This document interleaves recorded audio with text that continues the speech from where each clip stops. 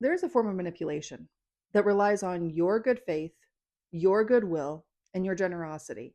It seeks to exploit those beautiful things about you because having good faith in people, having goodwill for people, having faith and trust in people and generosity toward them is a beautiful thing. But what these manipulators do is they make you a promise or they form some kind of trust with you. They make some kind of agreement with you, whether that's in friendships or romantic relationships or family or business or places of work or places of purchase, wherever it is. It could be your hairstylist or the person next door. They make you some kind of deal and they ask you to go ahead and start on your portion of it before they hold up their end of the equation, their end of the bargain. And so as this goes along, you're giving something of value to them right up front.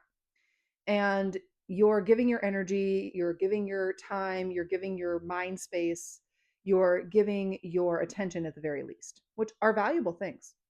And they are receiving these gifts from you. These are gifts of yours that they want, right? That's why they're in this agreement with you.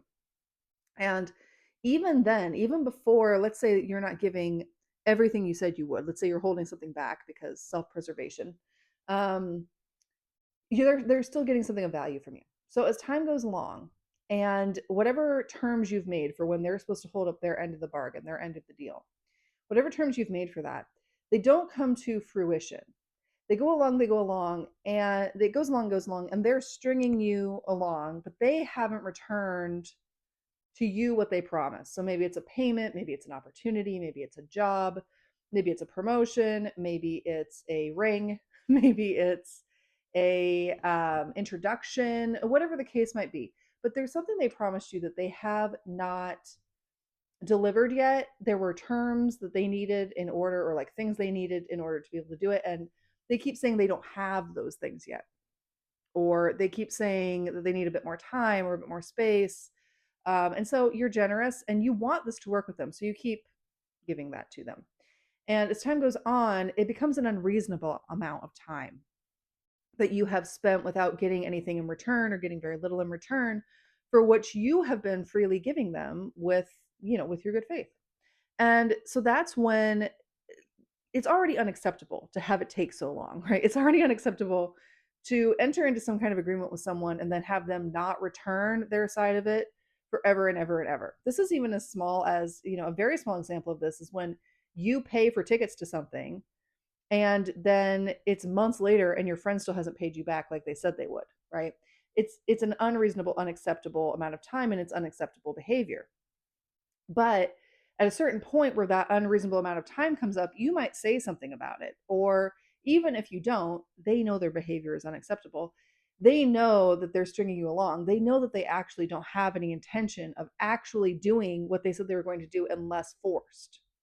And so they come up with new criteria or they come up with new excuses or reasons why they can't fulfill the promise. Maybe if it's in a business situation, now they need to bring someone else in for approval. Even though the situation was between the two of you, now they need to bring somebody else in. So now they have more energies and more people and more voices and opinions in there.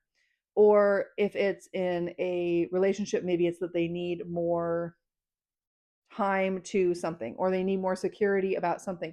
They need to vet you more for some reason in these cases, both of these cases, really. And they need more from you. There's more like new additional requirements and criteria to fulfilling the promise that you've already agreed upon the criteria to. And meanwhile, you go along continuing to fulfill your side of it. But now there's a new unacceptable behavior, which is that they, instead of making good on their deal, they've given you new hoops to jump through. And you might jump through some of them depending on the situation and what the supposed reward is for going through this and who they are to you. You might continue to jump through these hoops. And the behavior becomes more and more unacceptable as time goes on, and they still haven't fulfilled their side of this promise, this side of this trust, their side of this agreement. And you start to feel that feeling deep inside you, the one that is not controlled by fear, the one that is your gut instinct, your deep inner feeling, your intuition, that something's just not right here. They aren't forthcoming. They aren't fulfilling their end of the promise. and this has gone on too long, and now there's all of this other kind of stuff going on that doesn't feel right. And so you might bring it to a head, right? Eventually it has to come to a head. All things must come to a head. And either you're going to bring it up or they're going to bring it up out of their subconscious guilt over it, or maybe not so subconscious, but it's going to come to a head somehow. And they are going to not take accountability, and they are going to deflect, and they might even play dumb, and they might even go silent on you because they have no intention of returning to you what it is that your side of the deal was. You stated what you expected, what you needed and desired from this relationship, from this deal, from this trust, from this agreement, but they had no intention of actually fulfilling it on the terms that they had agreed to with you.